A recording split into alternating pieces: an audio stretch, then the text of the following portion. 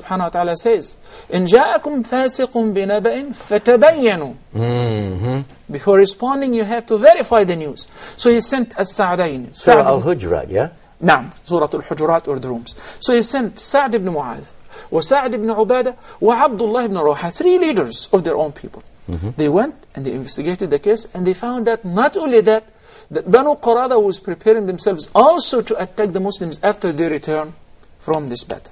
So Nabi sallallahu alaihi wasallam marched down home, and he was ready to take off his clothes. Jibreel alayhi salam, Angel Gabriel, whom they hate a lot, came down and said, "What are you doing, O Muhammad?" He said, "I'm taking off my battle clothes." He said, "Not yet. The angels have not taken theirs yet off. You have to follow us to Banu Qurayza." And this is when the Prophet ﷺ says, "Whosoever believes in Allah and listens to my statement should not pray Asr here, should pray Asr in Banu Qurayza." This is a very immediate command that we have to march down to Banu Qurayza to teach them a lesson. So when they went there and they besieged them, by the way, the Confederates besieged the Muslims for almost for a whole month. So it was not just a rumor, no, it was something going on for a whole month. And Allah subhanahu wa ta'ala describes the critical situation of Muslims in Surah Al-Ahzab when He says, وَإِذْ زَاغَتِ الْأَبْصَارُ وَبَلَغَتِ الْقُلُوبُ الْحَنَاجِرُ وَتَظُنُّونَ بِاللَّهِ الظُّنُونَ. Remember what happened? Your eyes grew wild. You could not believe your eyes. That you're being sandwiched. There is a risk in front of you and a danger behind you in Al-Madinah. وَبَلَغَتِ الْقُلُوبُ الْحَنَاجِرُ. It is a metaphor that the hearts have reached to the throats. Great risk, great danger. وَتَظُنُّونَ بِاللَّهِ الظُّنُونَ. And people started thinking bad thoughts about Allah subhanahu wa ta'ala. They will be defeated, Allah will not support them, this is it, and so on. So that Nabi sallallahu alayhi wa sallam marched down to Banu Qurayza, and they besieged them. There came Al-Aws, a tribe of the Muslims, and they said, "Ya Rasulullah, Banu Qurayza, the Jewish tribe, were our allies in Jahiliyyah before Islam. Would you give them a break and so on?" He said, "Would you accept the ruling, the judgment of your own leader, Sa'd ibn Mu'adh?" They all, "Fine." They said, "Fine, this is it." So they all agreed to agree and comply with the judgment of Sa'd ibn Mu'adh. Sa'd ibn Mu'adh came, and his ruling and his judgment was as the following. He said that their warriors should be killed for their teacher, because they betrayed. And they posed a great threat to the Muslims right on the battlefield. They provided the enemies with war supplies and with food. And they attacked our women and our children. And Nabi sallallahu alayhi wa sallam said, "Allahu Akbar, Ya Sa'd." He just passed the ruling of Allah subhanahu wa ta'ala from above 7 heavens. And this is what happened. And Nabi sallallahu alayhi wa sallam, we should not say that he killed 600 Jews. That's not true. And Nabi sallallahu alayhi wa sallam only killed and executed the warriors who wanted to take the Muslims while they were right on the battlefield. And it had nothing to do with being Jewish. Exactly. It had or nothing otherwise, to do what Allah with even being from the Bani Qurayza. It had to do happened with to be because of their guilt of the sins that they committed only. correct. So, if somebody steals, it doesn't matter who his father is. In today's world, somebody wages a war against an innocent nation and takes out the life of over 1 million people, preemptive strike, for a lie. And Nabi sallallahu alaihi wasallam never did that. And Nabi sallallahu alaihi wasallam investigated the case. And when that was proven, he did not kill their women, nor did he kill their children, nor did he burn their homes. Mass destruction, collateral damage, he did not do any of that. Rather, Nabi sallallahu alaihi wasallam accepted the ruling of Sa'd ibn Mu'adh, and he said, who is from their own tribe. No, he was not, but he was their ally. Sa'd ibn Mu'adh was the leader of Al-Aws. There were 2 main Arabic tribes, Al-Aws wal Khazraj. Okay. Okay, so he was in what you say, in a treaty with them, and they were their allies before Islam. And Nabi sallallahu alaihi wasallam did not mind any of that. And his ruling came that obviously these guys were perpetrators. Yes. If you like the term, we hear it a lot today. And perpetrators, they send them to military court and they end up executing them. So Nabi sallallahu alaihi wasallam did not do any more than what would people do today. Jazakallah khair, Shaykh. Okay, we've got a live call. Sister Rashan from the Kingdom of Saudi Arabia. Sister, you're live and ask Huda your question, please, sister. Assalamu alaikum, Shaykh. Wa alaikum assalam wa rahmatullah. I would like to know about the menstruation, Sheikh said not to touch the Quran during our menstruation. So I would like to know evidence from Sahih Hadith. And Sheikh said that we have to wear the gloves. So does the impurity goes by wearing the gloves, or does the impurity lies in the hands? Okay. And the second doubt is, Quran says it is Huda linnas. 25% of the woman's life is spent in menstruation. So what if she has some problems in life and she has to face problems, and why this privilege of consoling her heart by reading the Quran has been taken away from her? And when we do dawa work, and some sheikhs say we can give the translation of the Holy Quran to the non-Muslims. So are the Muslimah women worse than them during menstruation period? And some I have heard also that during menstruation we can recite the verses from the Holy Quran which we have memorized. So what is the difference in reading the Quran or reciting? Anyway, the meaning of the Quran is...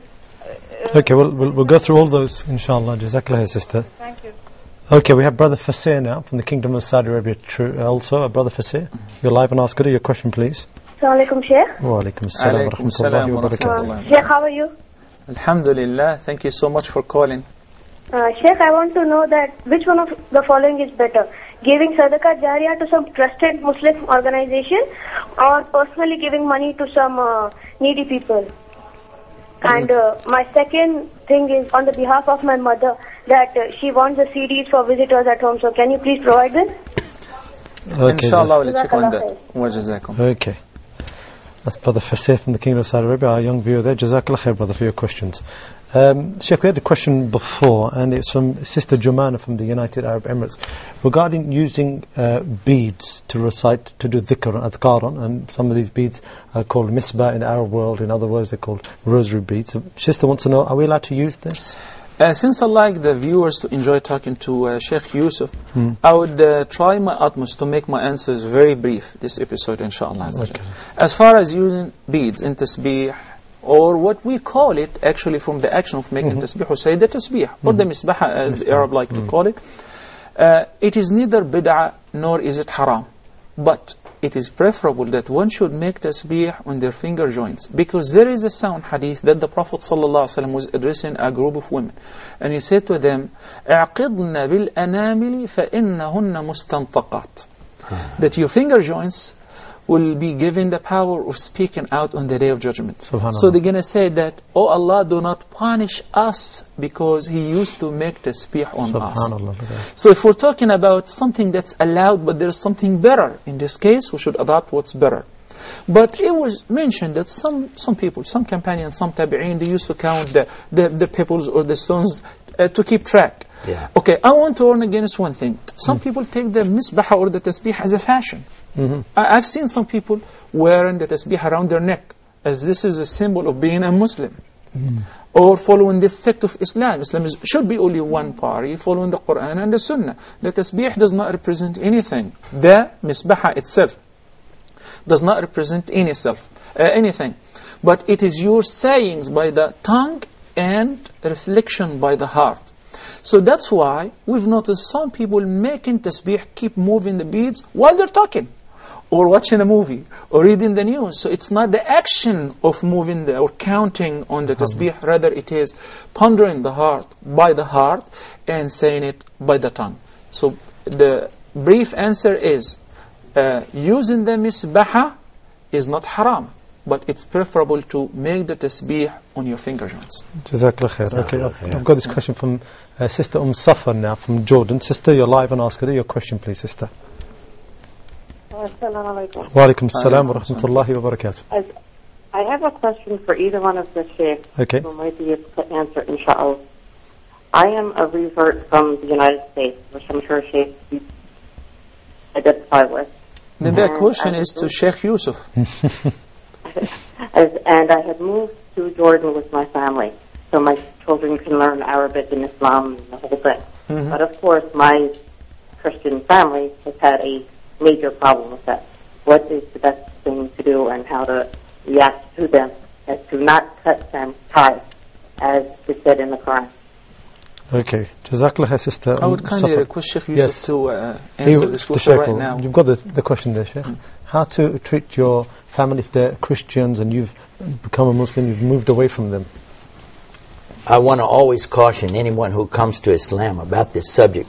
I'm one of the people who made the big mistake in the beginning of being way too harsh on my relatives when I entered into Islam. I was what we call gung-ho, immediately telling everybody, Islam, you have to know it's Islam, you're going to go to hell. It's really the background that I had as being a preacher was coming over into being a Muslim. But actually, Allah subhanahu wa ta'ala is very clear on this subject in numerous places, but I'll give the reference that I usually use is in Surah Luqman. If you go by the numbers like I do, it's chapter 31. And in here, Luqman is giving the advice to his son and telling him how important it is to obey the parents in everything except Allah. Except for what? Except if they have you to worship something of which you have no knowledge, meaning other than Allah subhanahu wa ta'ala. So this is a very clear statement. And so if you're understanding that Allah is saying obey them in everything except that, so this is clear. And we must give honor, dignity, respect, and really, as much as you can, give your love to them, even if they're attacking you, attacking Islam and so, because you realize these are the people that raised you up. These are the people that had you in the first place. Your mother carried you inside of her for all those months and then delivered you in such pain and grief that she suffered. It's mentioned in Quran like that. That she suffered, in giving childbirth to you. Now, who are you to come back on her and tell her, you have to believe like this, you have to believe like that? It's not for you to do that. If she would like to believe, would like to know, this is another subject.